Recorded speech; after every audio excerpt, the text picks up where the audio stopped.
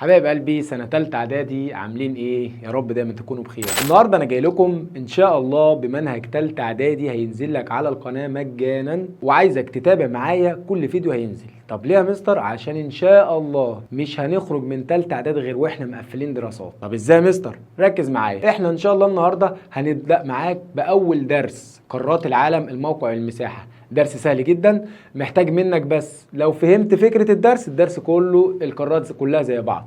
يعني ايه؟ يعني عايزك قبل ما نبدأ الدرس لو مش مشترك في القناة اشترك في القناة واعمل لايك ويلا بينا.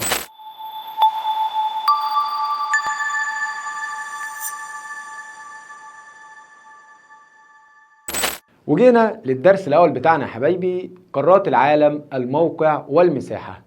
انا هنا يا مستر عايز اعرف ايه في الدرس الاول بتاعي؟ بكل بساطه انا جاي لك في اول درس في ثالثه اعدادي بقول لك ان في حاجات كتير في الدرس خدتها في اولى اعدادي. يعني النهارده مش هنقول حاجات كتير جديده، يعني في حاجات هنبدا دلوقتي واعرفها لك. يلا بينا. قال لك العلماء جم شافوا كوكب الارض بتاعنا، لقوه مساحته 510 مليون كيلو متر مربع. مساحة كوكب الأرض اللي هو في إيد ده 510 مليون كيلو متر مربع. طب يا مستر عايزين نعرف فيه إيه؟ قال لك والله إحنا عايزين نعرف فيه الموقع بتاعه والمساحة. موقع إيه؟ موقع القارات بتاعته. طب إيه ده يا مستر؟ أنا عايز أعرف هنا هو الكوكب بتاعنا ده بيتكون من إيه؟ قال لك والله بيتكون من اليابس اللي هو الأرض اللي إحنا بنعيش عليها ومن المية. طب عايز أعرف إيه تاني؟ قال لك إن مساحة اليابس على كوكب الأرض 29.3%. ايه هو اليابس ده؟ اللي هو القارات بتاعتنا اللي هم 7 قارات. طب الميه يا مستر؟ قال لك والله انا عندي الميه اللي على كوكب الارض بحار ومحيطات وانهار وميه عذبه وميه مالحه. احنا النهارده هنتكلم عن المحيطات بس، اللي هي بتاخد من مساحه كوكب الارض 70.7% من كوكب الارض.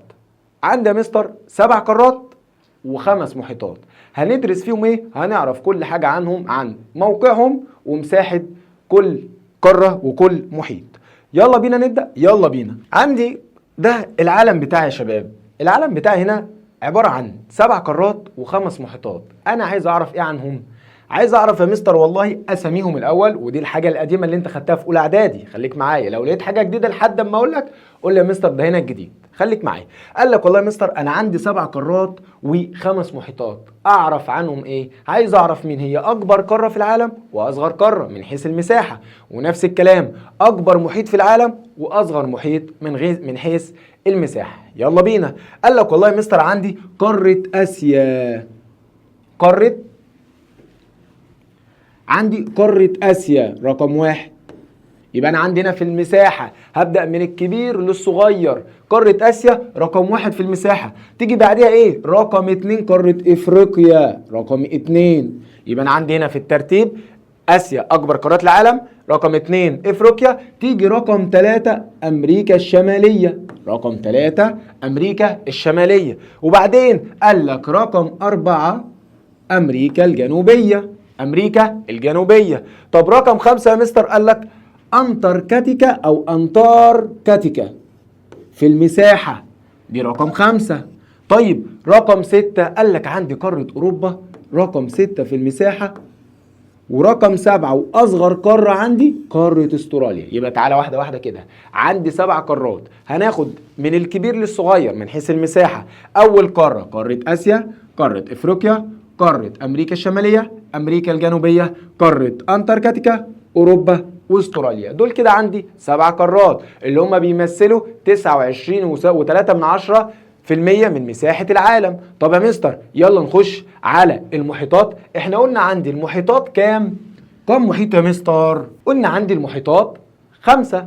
يلا بينا نعرفهم. قال لك يا مستر عندي المحيط الهادي، ده أكبر محيط موجود في العالم. المحيط الهادي، تعال ثواني، ادي ده اكبر محيط في العالم. طب ثواني يا مستر كده، انا شايف الناحيه دي كمان المحيط الهادي.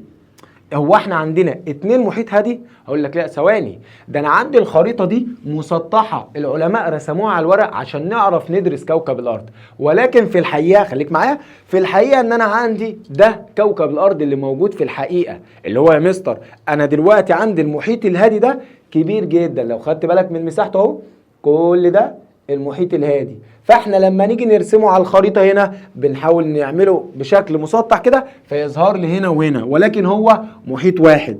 يبقى انا عندي كده ده المحيط الهادي، ده رقم واحد في المساحة، ده أكبر محيط في العالم. طب يا مستر رقم 2 قال لك والله يا مستر عندي المحيط الأطلنطي. رقم 2 عندي المحيط الأطلنطي. طيب رقم 3 قال لك المحيط الهندي.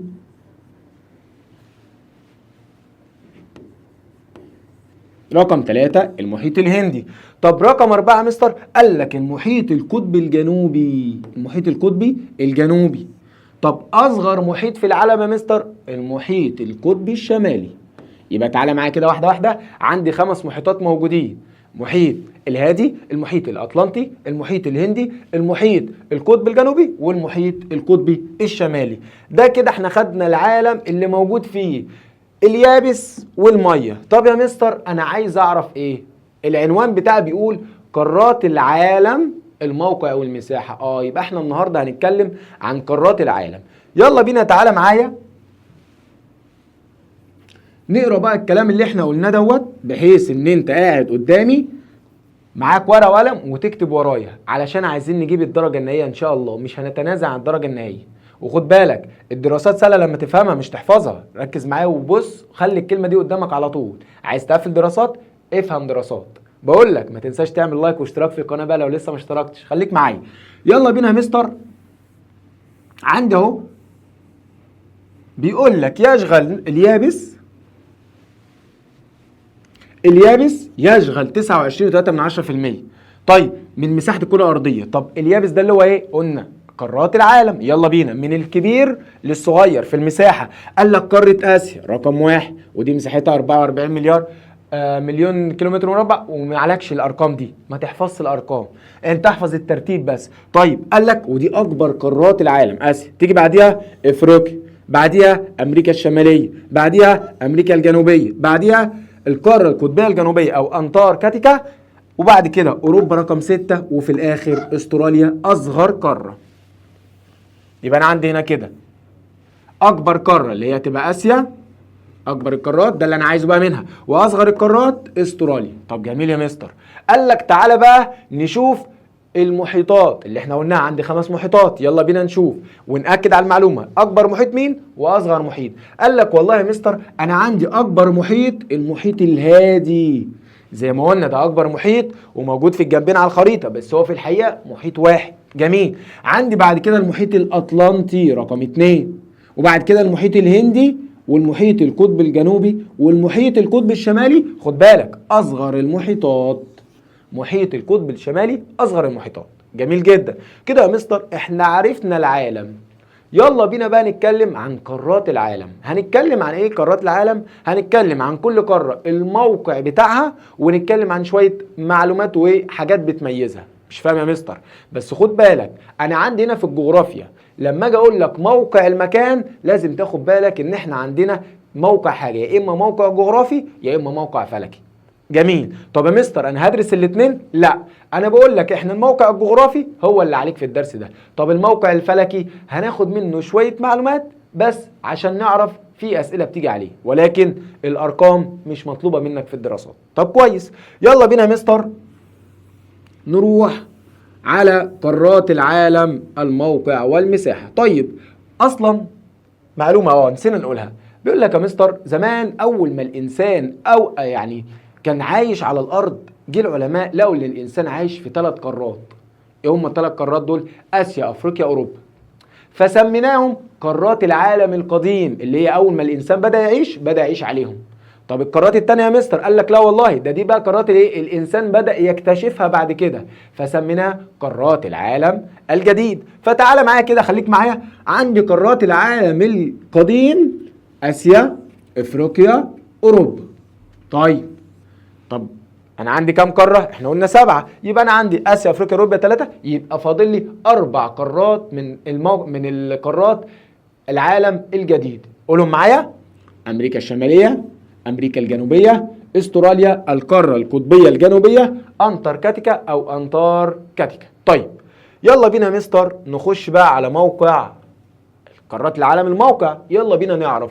احنا قلنا ان انا عندي الموقع حاجتين في الجغرافيا، يا اما موقع فلكي يا اما موقع جغرافي. طب يا مستر افهم ما تحفظش، وعايز اقول لك التعريفات دي مهمه وبتيجي في الامتحانات، وجات لي القليوبيه سنه 22، فركز جدا في التعريفات دي. طيب قال لك يا مستر هنبدا بالموقع الفلكي.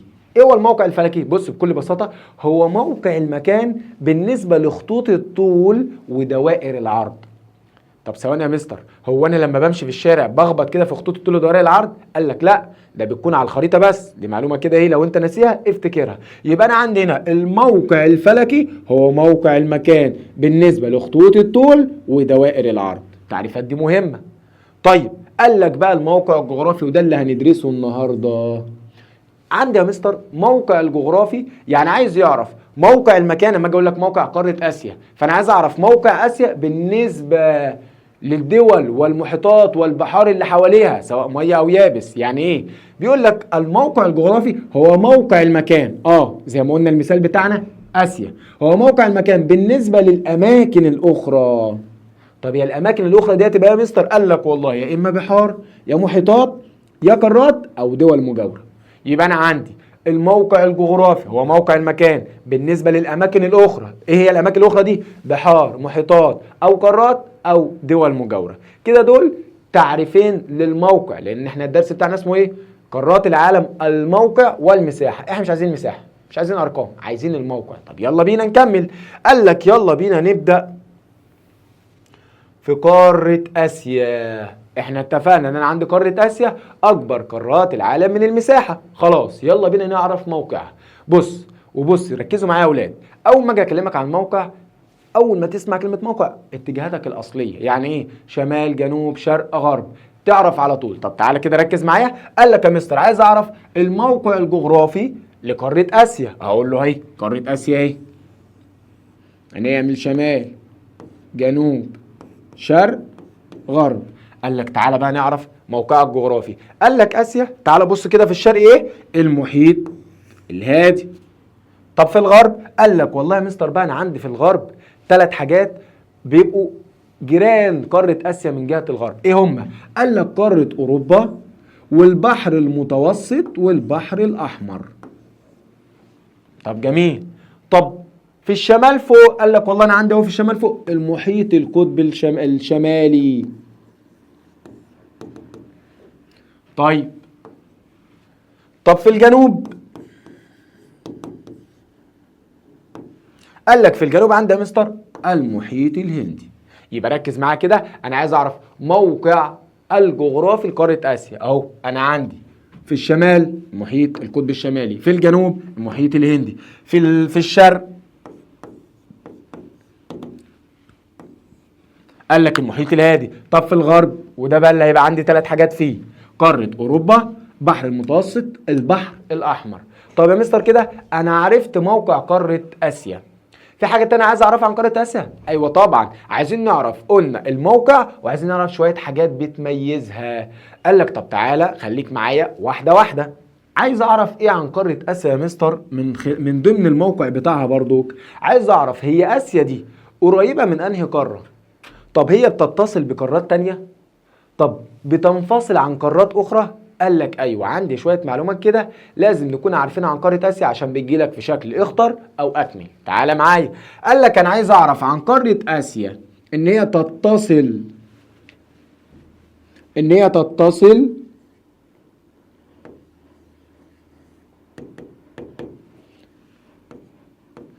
طيب بتتصل بمين؟ وقال لك تنفصل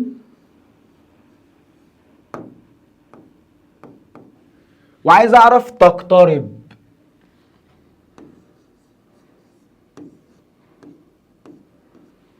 انا عندي 3 حاجات لحد دلوقتي عايز اعرفهم عن قاره اسيا: تتصل بمين، وتنفصل عن مين، وتقترب من مين. ركز معايا كده. قاره اسيا بتتصل بقاره افريقيا. لو خدت بالك هنا كده وقربنا هنلاقي قاره اسيا عندنا اهي كده، دي الحدود بتاعتها. وعندي هنا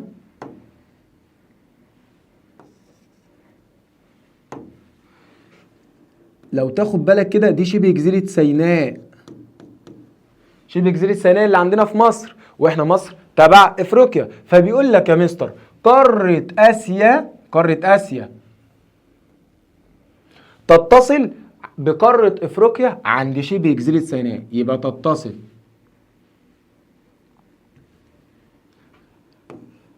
بافريقيا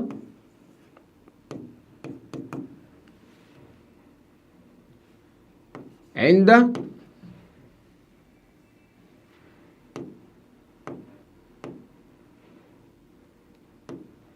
شبه جزيرة سيناء.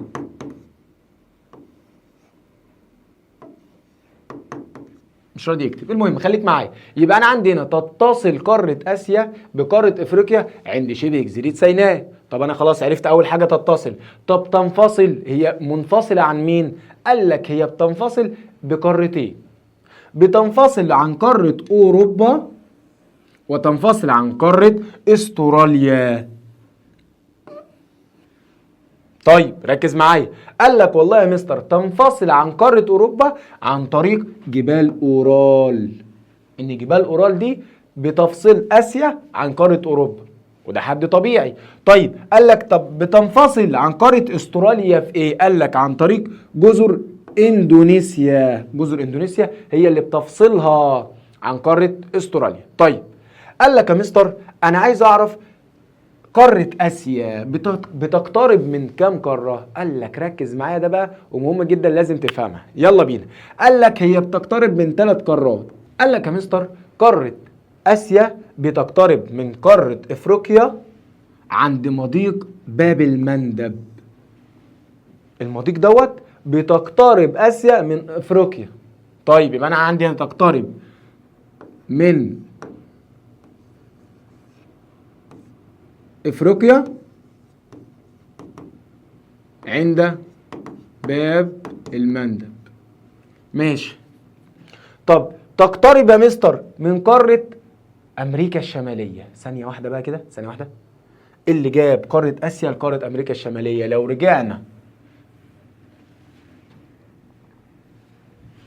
رجعنا للخريطة بتاعتنا هنلاقي قارة اسيا هنا، هنلاقي قارة آسيا هنا وقارة أمريكا الشمالية هنا. إزاي يا مستر بتقول لي إن دي قريبة من دي؟ ما أنا قلت لك ركز معايا، دي خريطة العلماء عملوها عشان يسهلوا دراسة كوكب الأرض، ولكن في الحقيقة إحنا اتفقنا إن كوكب الأرض هو هنا أهو كرة أرضية، شفناها في الفضاء لأنها كرة أرضية. فلو جينا بصينا عند قارة آسيا وقارة أستراليا وقارة أمريكا الجنوبية قصدي، هتلاقيهم قريبين من بعض. قارة امريكا الشماليه اللي هي باللون الاصفر دي، وقاره اسيا اللي هي باللون الاورنج ده. فلو بصينا كده على الكره الارضيه هتلاقي ان هم قريبين من بعض. طب قريبين من بعض فين يا مستر؟ قال لك عندي مضيق اسمه مضيق بيرنج.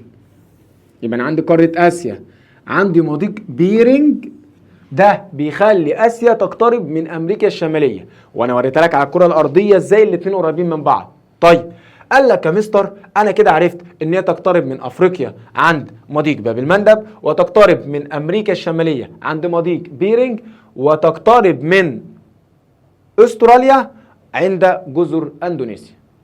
طب يا مستر قاره اسيا فيها كلام تاني؟ قال لك عندي بس نقطة هكلمك عن الموقع الفلكي، ومش هكلمك عن الموقع الفلكي التاني، وعندي نقطة هكلمك بقى اللي بيميزها ايه. طيب قال لي هكلمك في الموقع الفلكي يا مستر ان انت شايف الخط ده، دي دايرة عرض اهي، دايرة عرض 10، دايرة عرض 10 شمالا. طب يا مستر هتكلمنا عنها في ايه؟ هكلمك ان دائرة العرض دي هي بتشترك فيها قارة اسيا مع قارة استراليا. يبقى انا عندي هنا قارة اسيا تشترك مع الحدود الفلكية او فلكيا مع قارة استراليا، ده يجي لك في شكل يخطر. طب جميل، اعرف ايه تاني عن قارة استراليا يا مستر؟ اهم ما بيميزها، وده لازم تاخد بالك منه جدا، ركز معايا. اللي بيميز قارة اسيا، اللي بيميز قارة اسيا، ركز معايا 3 حاجات. اول حاجة فيهم ان هي فيها اكبر بحر مغلق. يا مستر فيها اكبر بحر مغلق. يعني ايه؟ يعني انت لو تفتكر في سنه اولى اعدادي هو يعني ايه بحر مغلق اصلا؟ هو البحر الذي لا يتصل ببحر اخر ولا محيط، بحر مغلق. طب يا مستر يبقى طب البحر ده ليه اسم؟ طبعا ليه اسم، ركز معايا كده. قال لك عندي بحر قزوين. بحر ايه؟ بحر قزوين. يبقى انا عندي هنا يا مستر اللي بيميز قاره اسيا ان هي فيها اكبر بحر مغلق في العالم واسمه بحر قزوين، وده اول مره من الحاجات الجديده اللي هنشرحها. طيب قال لك يا مستر إيه اللي بيميز قاره اسيا تاني؟ اللي بيميزها ان هي فيها جزر كتير. عارفين الجزيره اللي هي يابس وحواليها ميه من كل حته، ان هي فيها جزر كتير. طب احنا يا مستر هنقول كل الجزر دي؟ قال لك لا، انا هقول لك 3 امثله عن الجزر بس. ركز معايا كده. قال لك اهو عندي يا مستر جزر اليابان، عندي جزر اليابان، وعندي جزر الفلبين، وعندي جزر اندونيسيا. يبقى انا عندي كده اللي بيميز قاره اسيا فيها جزر كتير زي جزر اليابان، جزر الفلبين، جزر اندونيسيا. طب جميل. في حاجه تانية يا مستر في اسيا؟ معلش خليك معايا بس اخر حاجه اهو، ان فيها اشباه جزر كتير. يعني ايه اشباه جزر؟ عارفين شبه الجزيره اللي هي ارض يابس يحيط بها المياه من 3 جوانب؟ ايوه هي دي، فيها اشباه جزر كتير. زي ايه يا مستر؟ تعالى ركز معايا كده اهو. عندي شبه الجزيره العربيه، عارفينها دي مش جديده عليك. شبه الجزيره العربيه هنا، شبه الجزيره العربيه. طيب دي مش جديده عليها يا مستر، في جديد؟ قال لك احفظ دي، يعني احفظ الاسم معايا. قال لك شبه جزيره المالايو. ايه يا مستر؟ ايه الاسم ده؟ ايه الاسامي دي؟ معلش احفظ معايا كده عشان ده كله هنحتاجه في الدروس اللي بعد كده. طيب يبقى انا عندي هنا اشباه الجزر اللي موجوده في قاره اسيا، عندي شبه جزيره عربيه، وعندي شبه جزيره المالايو. احفظها كويس واعرف مكانها على الخريطه. طب جميل يا مستر، كده انا عرفت اللي بيميز قاره اسيا ان فيها شبه جزيره عربيه، شبه جزيره المالايو، فيها اشباه جزر كتير. طيب تعالى نقرا الكلام ده عشان ايه ما تتوهش مني. طب تعالى كده نشوف الكلام ده بقى يا مستر. قال لك اهو قاره اسيا الموقع الفلكي. احنا اتفقنا ان احنا 10 جنوبا دي اللي هنحتاجها بس من الموقع الفلكي. يعني ايه؟ ان 10 جنوبا في اسيا هي 10 شمالا في استراليا، ان الاثنين بيتفقوا في الحدود الفلكيه. طب جميل. قال لك يلا نخش على الموقع الجغرافي اهو. يحد اسيا من الشمال، تعالى بقى اهي اسيا اهو الاربع اتجاهات، امشي معايا. في الشمال قلنا المحيط القطبي الشمالي، في الجنوب المحيط الهندي، في الشرق المحيط الهادي. طب في الغرب بقى يا مستر؟ قال لك عندي قاره وبحرين، قاره اوروبا، بحر المتوسط والبحر الاحمر اللي هم عندنا في مصر. يبقى انا عندنا يا مستر لما اجي اول درس ده اقوم حاطط القاره في الشمال محيط قطبي شمالي، في الجنوب محيط هندي، في الشرق محيط هادي، في الغرب اوروبا، بحر متوسط، بحر احمر. فبيقول لك تحيط بها المياه من 3 جهات. ده معناه يا مستر؟ معناه ان قاره اسيا شبه جزيره كبيره جدا. ايوه، مش هي الميه تحيط بها ب3 جهات، يبقى هي شبه جزيره كبيره جدا. طب جميل جدا. قال لك يا مستر كده انا عرفت الموقع الفلكي الجغرافي. طب عايز اعرف ايه تاني؟ احنا قلنا بقى ان احنا عايزين نعرف بتتصل بالقارات اللي حواليها فين، وبتنفصل عنهم فين برضك، وقريبه جدا من القارات اللي حواليها فين. خليك معايا. قال لك يا مستر يفصل قاره اسيا عن اوروبا وعن افريقيا. يفصل قاره اسيا عن اوروبا وعن افريقيا. طب خليك معايا كده. يفصل اسيا عن اوروبا جبال الاورال او جبال اورال اللي احنا قلنا عليها. خليك معايا اهو عشان خلي الخريطه معاك على طول. ادي قاره اسيا اهي اهو، جبال اورال اللي بتفصل اسيا عن اوروبا. طب جميل، ارجع كده معايا. طب اللي بيفصل اسيا عن افريقيا البحر الاحمر. تعال نشوف كده برضو على الخريطه يا مستر اهو. لو جينا بصينا هنلاقي البحر الاحمر هنا اهو. البحر الاحمر ده بيفصل اسيا عن قاره افريقيا. طب جميل، يلا بينا نرجع. يبقى انا كده عرفت يفصل اسيا عن اوروبا جبال اورال، ويفصلها عن افريقيا البحر الاحمر. طب تقترب عندي اسيا من 3 اماكن ولازم نعرفهم. قال لك عندي اهو تقترب تقترب تقترب. يبقى انا عندي 3 تقترب في اسيا. تقترب اسيا من افريقيا عندي مضيق باب المندب.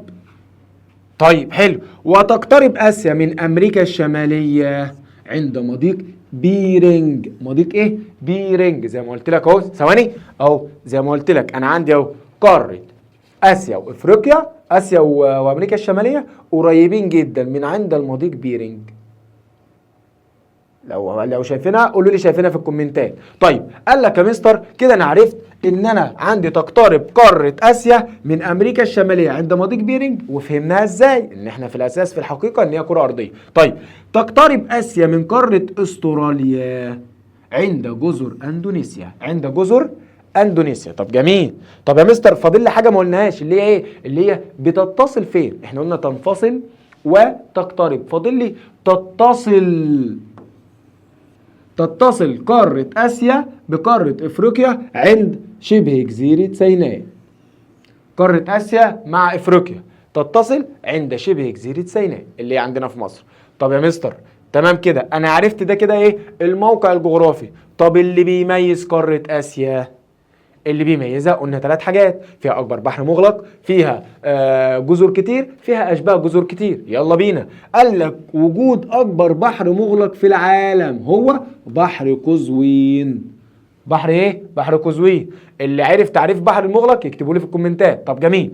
قال لك يا مستر وجود الكثير من اشباه الجزر. اشباه جزر يعني شبه جزيره. قال لك زي ايه؟ زي شبه الجزيره العربيه اللي احنا عارفينها كلنا.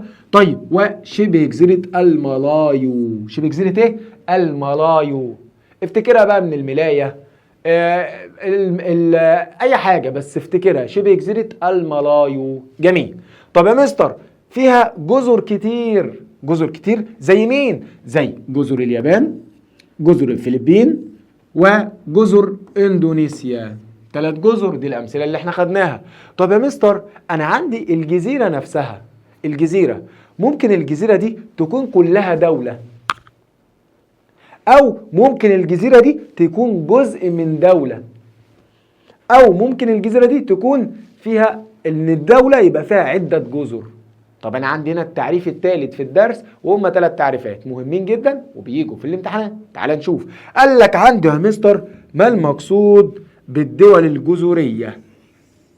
الدول الجزريه او الدول الجزريه، الاثنين صح اللي تقدر تنطقه. طب جميل.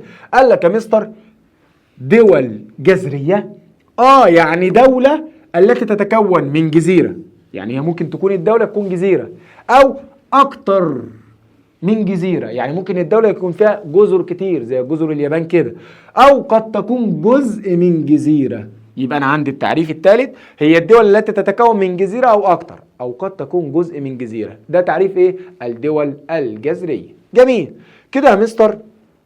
أنا خلصت كل الكلام في قارة آسيا، واحنا هنا في الدرس بتاعنا قارة آسيا بتاخد، يعني لو الدرس ساعة هتلاقي قارة آسيا لوحدها واخدة بتاع تلت ساعة. اكتر كلام في قاره اسيا. بعد كده قاره افريقيا والقارات اللي وراها كلها كلامها بسيط جدا. طب يلا بينا نشوف. قال لك تعال نخش على قاره افريقيا. قاره افريقيا يا مستر عايز اعرف ايه عنها زي ما عرفنا عن قاره اسيا واللي هنعرفه عن كل قاره في الدرس. عايزين نعرف منها الموقع الجغرافي والموقع الفلكي اللي هو مش مهم، وعايزين نعرف ايه اللي بيميز كل قاره. طب جميل. قال لك يا مستر قاره افريقيا عايز اعرف الموقع الجغرافي بتاعها. يلا زي ما علمتكم معاك ورقه وقلم واعمل الموقع الجغرافي. يا مستر انت قلت لي، حضرتك قلت لي احط الاتجاهات واشوف مين اللي موجود هناك. يلا بينا. ادي قاره افريقيا عندي فوق شمال، تحت جنوب، طيب في الشرق عندي شرق وعندي غرب. طب يلا بينا كده قولوا معايا قولوا معايا قولوا معايا. في الشمال انت شايف ايه؟ اهو انا شايف يا مستر ان في الشمال قاره افريقيا البحر المتوسط. يبقى في الشمال البحر ليه؟ البحر المتوسط. وخد بالك ان البحر المتوسط ده بيفصلها عن قاره اوروبا. طب جميل. طب عندي في الجنوب دي معلومة جديدة لازم تاخد بالك منها وتفهمها معايا عشان بعد كده هتقابلنا في أمريكا الجنوبية. إيه هي المعلومة؟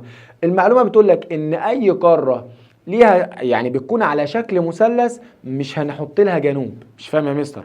يعني انا هنا الجنوب بتاعها هيبقى ايه؟ مش هقول ايه الجنوب، هنريحك خالص، ولا هنقول المفروض المحيط هنا الاطلنطي وهنا المحيط الهندي. طب نقول الهندي ولا الاطلنطي؟ ولا نقول هندي ولا نقول اطلنطي، ما تقولش الجنوب خالص يا عم. طيب قال لك في الجنوب ما عنديش. طب في الشرق المحيط الهندي، عندي في الشرق المحيط الهندي والبحر الاحمر، محيط الهند والبحر الاحمر. طيب في الغرب يا مستر المحيط الاطلنطي. يبقى كده ركز معايا ركز معايا ان انا عندي الموقع الجغرافي لقاره افريقيا سهل جدا، شمال بحر المتوسط. في الجنوب ما عنديش. في الشرق عندي المحيط الهندي والبحر الاحمر. في الغرب المحيط الاطلنطي. عايز اقول لك حاجه، خلاص قربنا نخلص افريقيا، خلاص ما فيهاش كلام تاني غير حاجه بسيطه. تعال نشوف كده، احنا خلصنا الموقع الجغرافي بتاعها. طب يلا نشوف ايه اللي بيميزها. طب يلا بينا. قال لك يا مستر اللي بيميز قاره افريقيا، حد فاكر معايا هي قاره اسيا ايه اللي بيميزها؟ ان هي فيها جزر كتير، صح؟ قاره افريقيا قالت لها لا، انا اللي بيميزني قله الجزر. قله الجزر يعني ما عنديش جزر كتير. طب حلو، يلا بينا نشوف الجزر اللي في قاره افريقيا. قال لك والله يا مستر قاره افريقيا عندي جزيرتين، مش هنقول لك غيرهم. جزيره اسمها مدغشقر وجزيره اسمها جزر القمر. جزر القمر دي عدت عليك في سنه تانية اعدادي، وجزيره مدغشقر. طب جميل، ادي دي جزيره مدغشقر يا مستر. جزيره مدغشقر اهي، حلو. وعندي جزر القمر صغيره خالص اهي كده موجوده عندي هنا. يبقى انا كده عرفت يا مستر اللي بيميز قاره افريقيا ان هي قله الجزر. زي مين؟ زي جزيره مدغشقر، ويعرف مكانها كويس على الخريطه، وجزر القمر. طب اعرف ايه عن قاره افريقيا تاني يا مستر؟ تعال اقول لك بقى شويه اسئله هتجيلك من خلال الفهم. ايه هو الفهم يا مستر؟ ان انت دلوقتي مركز على الخريطه. بيجي يقول لك ايه السؤال؟ يجي يقول لك هو ايه هي المكان الجغرافي او الظاهره الجغرافيه التي تتقابل فيها دائره الاستواء مع خط جرينتش عند قاره افريقيا؟ تعال نشوف. انا عندي خط جرينتش بيمر كده، وعندي دائره الاستواء اهيت. فلما اجي اقول لك ايه هي الظاهره الجغرافيه اللي بتلتقي عندها دائره الاستواء مع خط جرينتش، ابص كده هلاقي الظاهره الجغرافيه اللي ظاهره لي خليج غينيا. خليج غينيا. طب جميل. طب يا مستر اعرف ايه تاني عن قاره افريقيا؟ اعرف ان انا عندي هنا مضيق جبل طارق اللي بيفصل، اللي بيخلي افريقيا تقترب من اوروبا عند مضيق جبل طارق. طب جميل. اعرف ايه تاني؟ ان انا عندي في جزيره مدغشقر، مالها يا مستر جزيره مدغشقر؟ ان عندها مضيق بينها وبين القاره نفسها، اسمه مضيق ايه؟ مضيق موزمبيق. اسمه مضيق ايه؟ مضيق موزمبيق. هو كده الاسامي، معلش يا سيدي. طيب يبقى انا كده يا مستر غالبا عرفت كل الحاجات اللي في قاره افريقيا، بس ناقص لي حاجه واحده. ايه هي؟ ان اعرف دوائر العرض اللي بتمر في قاره افريقيا. تعال بص معايا كده، لو بصينا في افريقيا هنلاقي من تحت خالص مدار الجدي. طب في النص هنلاقيها دائره الاستواء. طب فوق في الشمال هنلاقيها مدار السرطان. يبقى هي القاره الوحيده اللي بيمر فيها الثلاث دوائر عرض الرئيسيه: الاستواء، الجدي، السرطان. طب جميل. قال لك يا مستر عايز اعرف حاجه تاني عن قاره افريقيا؟ لا والله خلاص شكرا، مش عايزين نعرف. خلصت قاره افريقيا. شفت ما خدناش وقت ازاي؟ وقاره اوروبا برضك وباقي القارات مش هياخدوا وقت. يلا بينا نشوف. قال لك عندي نخش من بعد قاره افريقيا على قاره اوروبا. قاره اوروبا هعرف عن قاره اوروبا يا مستر؟ هو الدرس بتاعنا ايه يا ابني؟ الموقع والمساحة، هنعرف عنها الموقع الجغرافي وشوية حاجات بتميزها كده. يلا بينا نشوف. قال لك يا مستر يلا بينا، ها الموقع الجغرافي، قول انتوا بقى. يا مستر حضرتك قلت لنا نحط الاتجاهات الأصلية ونشوف ايه الجيران بتوعها. اهو قارة اوروبا، شمال، جنوب، شرق، غرب، صح كده؟ طيب قال لي يا مستر عايز اعرف وانا مغمض هشوف ايه اللي في الشمال؟ اهو هنشوف اللي في الشمال المحيط القطبي الشمالي. يبقى في الشمال عندي هنا كده اللي يحد قارة اوروبا من الشمال محيط القطب الشمالي. طب في الجنوب لو بصيت هتلاقيه البحر المتوسط اهو، البحر المتوسط. وخد بالك البحر المتوسط بيفصل قارة اوروبا عن قارة افريقيا. جميل. طيب قال لك عندي في الشرق، في الشرق عندها مستر قارة اسيا.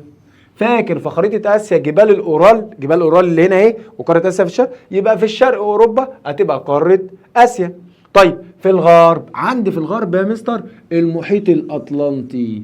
يبقى انا عندنا يا مستر في الشمال محيط قطبي شمالي، في الجنوب البحر المتوسط، في الشرق قارة اسيا، في الغرب المحيط القطبي المحيط الاطلنطي اسف. طيب كده عرفنا يا مستر الموقع الجغرافي لقارة اوروبا. عايز اعرف ايه اللي بيميزها؟ عارف اقول لك ايه اللي بيميزها؟ ان هي فيها جزر كتير، وان عندها السواحل. ايه هي السواحل دي؟ الشواطئ بتاعه البحار عندها مش مستقيمة، متعرجة، معوجة يعني. طب يا مستر انا استفدت ايه يعني لما عرفت ان السواحل متعرجة؟ هقول لك ان انا لما يبقى السواحل متعرجة دي هتبقى عبارة عن مواني تقف فيها السفن. عارف جراج العربيات؟ السواحل المتعرجة دي مخلية البحر عند قارة اوروبا جراج للسفن. فبيقول لك ان انا عندي قارة اوروبا عندها السواحل بتاعتها متعرجة. طيب هيجي لي سؤال يقول لك ايه؟ ما النتائج المترتبة على تعرج السواحل في قارة اوروبا؟ بكل بساطة اقول له ادى ذلك الى كثرة الموانئ الطبيعية. شكرا، هو ده السؤال. وعايز اقول لك السؤال ده اهم سؤال في الدرس من الاسئلة المقالية. طيب قال لك يا مستر عايز اعرف ايه تاني عن قارة اوروبا؟ احنا قلنا اللي بيميزها ان هي فيها السواحل متعرجة وان فيها جزر. قال لك طب تعالى نعرف ايه الجزر بتاعتها. قال لك عندي في قارة اوروبا، عندي في قارة اوروبا يا مستر عندي جزيرتين هنتكلم عنهم. في الجزر البريطانية، عارفين اللي هي دولة انجلترا، عبارة عن شوية جزر كده. الجزر البريطانية اللي هي دي كده الجزر البريطانية. وعندي جزيرة تانية دي اللي هتخلي الامتداد الفلكي لقارة اوروبا اكبر بكتير. مش فاهم؟ انا عندي في الموقع الفلكي لما بنيجي نشوف الحدود فهنقول كده قارة اوروبا اخرها هنا صح؟ قال لك لا، ده انا عندي جزيرة اسمها ايسلاند او ايسلندا زي ما تنطقها، هي اللي هتخلي الامتداد بتاع قارة اوروبا الامتداد الفلكي يتسع. يعني ايه؟ يعني مبدأ من هنا قارة اوروبا؟ قال لك لا، قارة اوروبا ما بتبداش من هنا يا عم الحاج. امال بتبدا منين؟ قال لك ده في هنا ايسلاند. ايسلاند دي جزيره تبع قاره اوروبا، فكل ده تبع قاره اوروبا. طب جميل جدا يا مستر، اعرف تاني عن قاره اوروبا. قال لك تعالى، احنا قلنا انا عندي مضايق في قاره افريقيا، في مضايق في قاره اسيا، عندي مضايق هنا موجوده في قاره اوروبا. المضايق دي مهمه وهنحتاجها في الدرسين الجايين. الوحده الاولى كلها الدرس ده مهم، لو فهمت معايا الدرس ده هتفهم بقيه الوحده. طيب قال لك عندي يا مستر في 3 مضايق هنتكلم عنهم. يلا اكلمك عن اسهلهم اللي انت عارفه. مضيق جبل طارق اهو، مضيق جبل طارق اللي بين اوروبا وبين قاره افريقيا.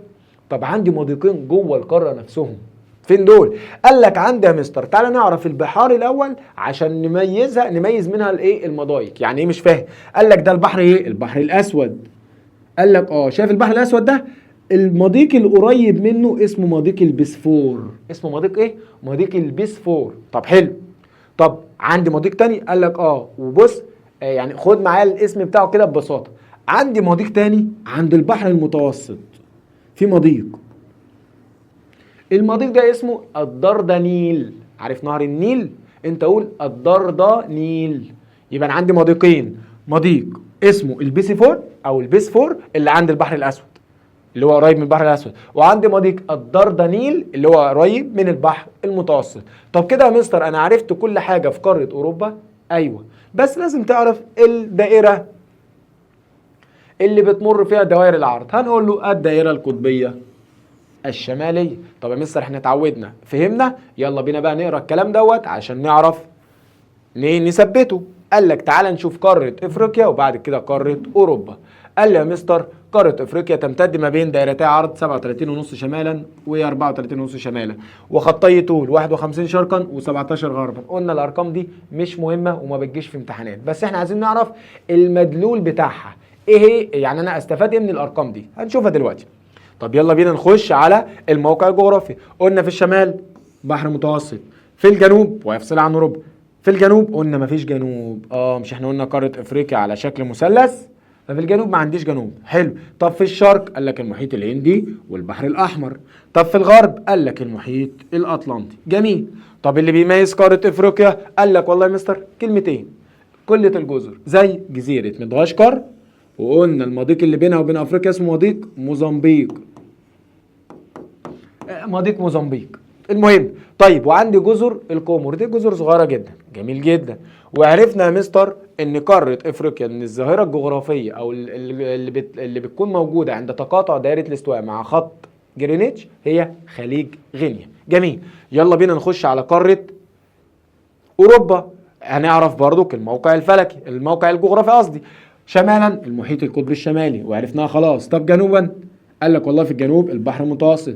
طب في الشرق قاره اسيا. طب في الغرب المحيط الاطلنطي. جميل. ادي كده الموقع الجغرافي. ايه اللي بيميز قاره اوروبا؟ قال لك والله يا مستر اللي بيميزها تعرج السواحل، ان السواحل مش مستقيمه. حلو. وايه تاني؟ وكثره الجزر. فاكر الجزر لما قلت لك جزر البريطانيه وجزيره ايسلندا؟ هم دول الجزر اللي اتكلم عليهم. طب تعرج السواحل ده ايه النتيجه اللي هتحصل لما يبقى في تعرج سواحل؟ قال لك والله بكل بساطه يا مستر مما ساعد على كثره الموانئ الطبيعيه. هي يعني ايه ميناء طبيعي يا مستر؟ يعني مكان بتجرش فيه السفن. عارف جراج العربيات زي ما قلنا؟ ده جراج للسفن وبيكون مش غويط، فبنعرف نوقف السفن بشكل كويس. جميل جدا.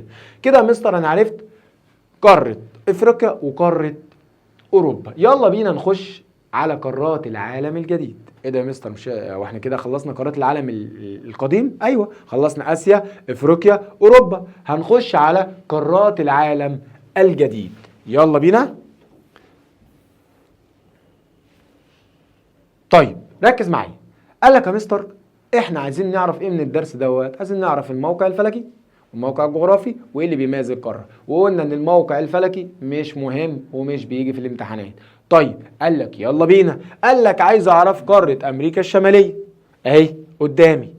احنا قلنا الموقع الجغرافي يعني ايه؟ حط اتجاهات الاصليه اهو، شمال، جنوب، شرق، غرب. بس حد واخد باله هنا ان في الجنوب القاره في انحناء كده؟ ده معناه ان انا ما عنديش جنوب. ايوه ما عنديش جنوب، بس هي مش على شكل مثلث. هو هنا ما عنديش جنوب بس عندي جنوب شرقي. هنشوف ايه اللي موجود في الجنوب الشرقي. طب جميل. يلا بينا. اهو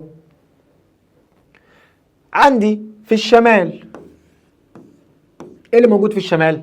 خلاص بقى عرفناها، المحيط القطبي الشمالي.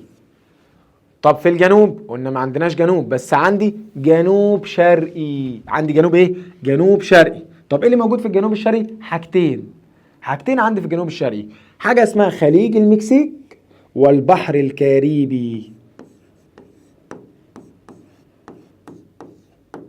ده كده البحر الكاريبي. مالك سمعتي كده؟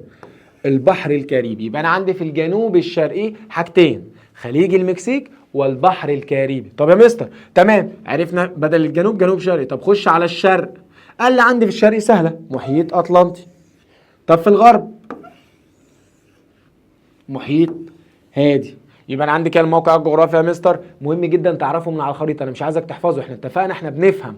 قال لك والله في الشمال محيط قطب شمالي، في الجنوب ما عنديش جنوب بس عندي جنوب شرقي اللي هو خليج المكسيك والبحر الكاريبي. طب يا مستر في الشرق محيط اطلنطي. طب في الغرب المحيط الهادي. طب يا مستر كده انا عرفت الموقع الجغرافي. اعرف ايه تاني عن قاره امريكا الشماليه؟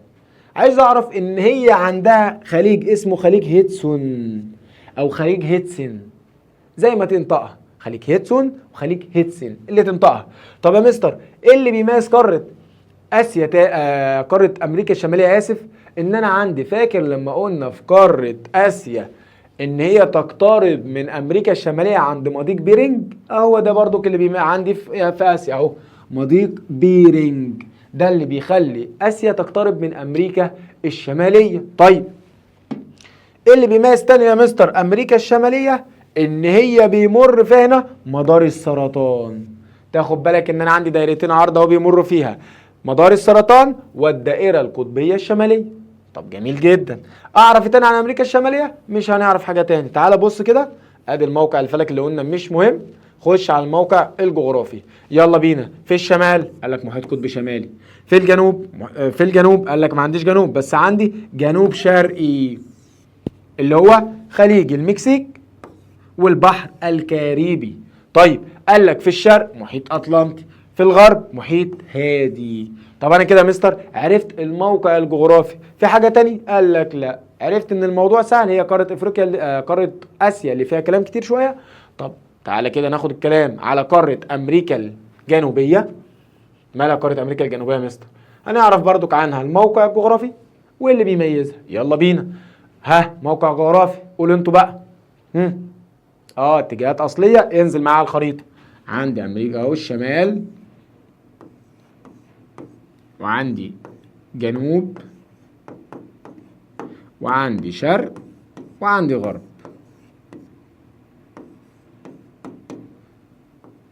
طيب يلا بينا مستر نحط الاماكن والحدود بيحدها ايه من الشمال والجنوب والشرق والغرب.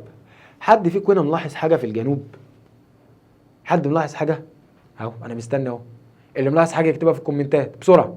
طب اقول لك ان انا عندي هنا قاره امريكا الجنوبيه اشبه للمثلث، واحنا قلنا لما بيبقى القاره اشبه للمثلث مش هيكون عندي جنوب اصلا، يبقى انا الجنوب هنا عندي ملغي، مش هقول لك جنوب لانها تبدو على شكل مثلث. طب جميل، حلو، اللي مركز ولا شطور، ممتاز. طيب يلا بينا نحط الاماكن. قال لك عندي في الشمال، لو بصينا في الشمال كده هبص البحر الكاريبي. البحر الكاريبي ايه ده يا مستر؟ هو البحر الكاريبي شمال امريكا الجنوبيه؟ ايوه. والبحر الكاريبي في جنوب شرق امريكا الشماليه؟ ايوه. ليه يا مستر؟ ما انت ما خدتش بالك ان انا عندي لو بصينا على خريطه العالم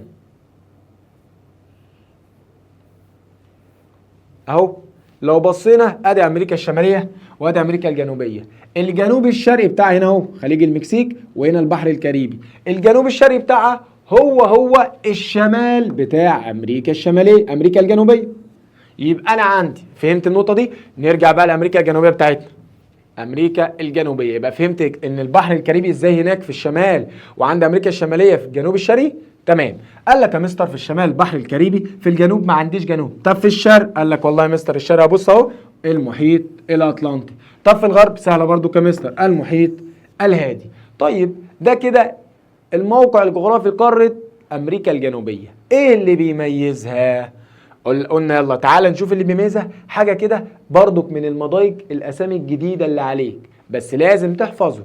مضيق اسمه مضيق ماجلان. اسمه مضيق ايه؟ تاني كده، مضيق ماجلان. عايز بقى تقولوا نجلان، نجلاء، زميلتك بقى نجلاء تقولوها لبعض، اسمه ماجلان. جميل. يبقى انا عندنا كده مضيق ماجلان. حلو. ايه اللي بيميز تاني امريكا الجنوبيه يا مستر؟ ان امريكا الجنوبيه بيمر فيها دائرتي عرض. ايه هما؟ دايره الاستواء وهي هنا فوق في الشمال اهو، وعندي دائره مدار الجدي وتحت خالص هنا اهو ناحيه الجنوب. طب جميل، عرفنا كده امريكا الجنوبيه. هعرف عنها حاجه تانية؟ لا مش عايز، شكرا، هي معلوماتها كده. طب تعالى نشوف كده اهو موقع الفلكي، مش هنقوله عشان بقى وقتنا. الموقع الجغرافي احنا قلنا ان هي تبدو على شكل اقرب للمثلث. يبقى اما اجي اقول لك اختر من بين الاقواس القاره التي تبدو على شكل اقرب للمثلث، هتقول لي طبعا امريكا الجنوبيه. واتفقنا لما تبقى على شكل مثلث يبقى مش هنقول الجنوب بتاعها. نفس الكلام. يلا بينا. في الشمال البحر الكاريبي، في الجنوب مفيش جنوب بقى خلاص. طب في الشرق قال لك المحيط الاطلنطي، وفي الغرب المحيط الهادي. في حاجه تانية يا مستر؟ مفيش حاجه. قال لك يلا بينا نخش على القاره اللي قبل الاخيره. ايه هي القاره اللي قبل الاخيره يا مستر؟ قاره استراليا. طب في واحد قال لي يا مستر انا مره سمعت ان هي اسمها الاوقيانوسيه، مش اسمها استراليا اصلا. هقول لك ممتاز. استراليا ليها اسمين. استراليا اللي كلنا عارفينه من اولى اعدادي. طب دلوقتي الاسم الجديد بتاعها ايه اللي ممكن يجيبوا لك في اختر برضك؟ الاوقيانوسيه. الاوقيانوسيه. اسمها ايه؟ الاوقيانوسيه. طب جميل، هعرف ايه عن قاره استراليا يا مستر؟ اعرف اللي انا بعرفه عن كل القارات في الدرس، الموقع الجغرافي وايه اللي بيميز القاره. قال لك يلا بينا. عندي اهو شمال، جنوب، شرق، غرب. حط الاتجاهات بتاعتك ويلا بينا نشوف مين اللي موجود. في الشمال مين اللي موجود؟ بحر. اللي موجود في شمال استراليا بحر اسمه بحر ارافورا. اسمه يا مستر؟ بحر ارافورا. بص انت بقى تقول عليه ارافورا اي حاجه، بس انت تحفظ لي الاسامي دي مهمه جدا لان هجيلك على شكل اخطر. طب في الشمال بحر ارافورا. طب في الجنوب هنزل تحت ابص في الجنوب الاقي المحيط الهندي. جميل. طب ابص في الشرق الاقي المحيط الهادي هنا كده. في الشرق بتاع هنا هتلاقي المحيط الهادي في الشرق بتاعها. طب في الغرب الاقي المحيط الهندي برضو. ايه ده يا مستر؟ هو المحيط الهندي موجود في الجنوب وفي الغرب من قارة استراليا؟ ايوه موجود. يبقى سهل اهو. يبقى انا عندي قارة استراليا في الشمال بحر ارافورا، في الجنوب محيط هندي، في الشرق محيط هادي، في الغرب محيط هندي برضو. جميل. طب يا مستر ايه اللي بيميز قارة استراليا؟ قارة استراليا من القارات اللي فيها جزر كتير برضو. ايه؟ قارة استراليا فيها جزر كتير؟ ايوه، بس احنا مش هناخد كلها، احنا هناخد الجزر المتميزة او المميزة في قارة استراليا. طب يلا بينا. عندي جزيرة اسمها جزيرة تسمانيا. جزيرة ايه؟ جزيرة تسمانيا. تسمانيا، تس 9، تس 10. دمك خفيف يا مستر، يا لهوي ايه ده؟ طيب المهم يبقى جزيرة تسمانيا دي موجودة في تبع قارة استراليا. جميل. قال لك عندي يا مستر جزر تانية اسمها جزر نيوزيلندا. جزر ايه؟ جزر نيوزيلندا. هي مش موجودة هنا بس هي المفروض تبقى هنا كده. عندي جزر نيوزيلندا الشمالية وجزر نيوزيلندا الجنوبية. طب تعالى نشوف الخريطة الكبيرة. لو بصيت معايا على الخريطة بتاعت استراليا على الخريطة الكبيرة هتلاقي هنا جزيرة تسمانيا اهي، وجزر نيوزيلندا، بس هي مقسومة لاتنين، نيوزيلندا الشمالية نيوزيلندا الجنوبية. يبقى انا عندنا اللي بيميز استراليا ايه؟ كثرة الجزر برضو. يلا بينا نرجع تاني اهو. يبقى احنا وصلنا لقارة استراليا وعرفنا ان انا عندنا جزر نيوزيلندا الشمالية ونيوزيلندا الجنوبية، وعندي جزر او جزيرة تسمانيا. طب يا مستر اعرف ايه تاني عن جزيرة استراليا او قارة استراليا؟ قارة استراليا قلت لك ان انا عندي بتشترك مع قارة اسيا في دائرة عرض 10. تعال نشوف كده. انا عندي هنا قارة استراليا هنا كده دائرة عرض 10 شمالا، وعندي في اسيا دائرة عرض 10 جنوبا. يبقى تشترك اسيا مع استراليا في دائرة عرض في الموقع الفلكي. طب جميل. اعرف ايه تاني يا مستر عن قارة استراليا؟ خلاص خلصناها، شكرا. نروح بس نقرأ الكلام بتاعها علشان نبقى اكدنا المعلومة. يلا بينا. قال لك يا مستر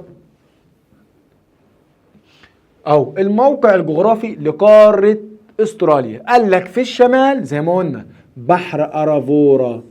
طب بحر ارافورا ده بيفصلها عن مين؟ عن جزر اندونيسيا اللي هي تبع لقارة اسيا. احنا عارفين بقى ان فوق اسيا. طيب عندي في الجنوب، قال لك في الجنوب المحيط الهندي.